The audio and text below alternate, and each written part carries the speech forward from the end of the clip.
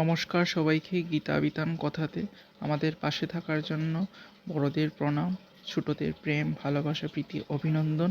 আমাদের চ্যানেলকে সাবস্ক্রাইব করার জন্য, আমাদের পাশে থেকে আমাদের চ্যানেলকে এগিয়ে নেওয়ার জন্য অসংখ্য অসংখ্য ধন্যবাদ আপনাদের সবাইকে। ভিডিওগুলি আপনাদের হয়তো অবশ্যই ভালো লাগে। প্লিজ ভিডিওগুলি লাইক, শেয়ার, সাবস্ক্রাইব এবং কমেন্ট করতে ভুলবেন না। যারা আমাদের চ্যানেলে নতুন আছেন, প্লিজ আপনারা চ্যানেলকে সাবস্ক্রাইব করুন। অবশ্যই আপনাদের ভিডিও ভালো লাগবে। যদি ভিডিও ভালো লাগে প্লিজ সাবস্ক্রাইব করুন এবং পাশে থাকা বেল আইকনটি বাজিয়ে দিন। চ্যানেলটিকে লাইক, শেয়ার, সাবস্ক্রাইব, কমেন্ট করুন। আমাদেরকে অনেক দূরে এগিয়ে যেতে সাহায্য করুন। আপনাদের একটা লাইক, শেয়ার, সাবস্ক্রাইব আমাকে ভিডিও বানাতে অনেক বেশি উৎসাহিত করে। শুনুন আজকের আমাদের উপস্থাপনা, অবশ্যই আপনাদের ভালো লাগবে। শুনুন তাহলে।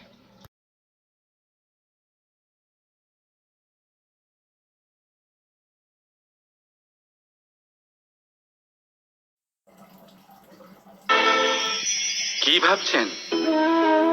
আজ কৃষ্ণ রথীর স্থানে বসে আছে, যেখানে ও সারথীর স্থানে বসা উচিত ছিল। এটাই ভাবছিলেন তো? অনেক সময় এমন হয় যে আমরা যা দেখছি তা সত্যি হয় না। যেমন সূর্যকে আমরা দেখতে পাই কারণ তাকে দেখা যায়। তবে সত্যি হলো এটাই যে আমরা সূর্যকে দেখতে পাই কারণ আমরা সূর্যকে দেখি। এবার নিজের চোখ বুজে ফেলুন।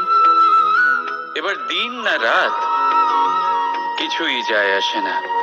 ঠিক সেইভাবে ধর্মস্থাপনের এই কাজে, ধর্মের এই পথে আমি সারথি নই, আমি হলাম রথী।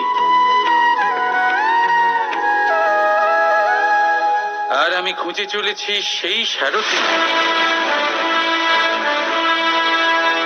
যিনি ধর্ম, কর্ম এবং ভক্তিতে পরিপূর্ণ। ধর্ম যা আপনাকে সঠিক পথে চালনা করে, কর্ম যা আপনাকে পরিশ্রম করায়, আর ভক্তি তাকে সেই পথ থেকে বিচলিত হতে দেয় না।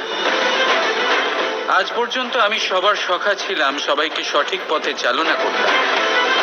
এবার আমি খুঁজে চলেছি সেই ব্যক্তিকে যিনি আমার সখা হবেন আর ধর্ম স্থাপনের এই শুভ কাজে আমার সাথী হবেন।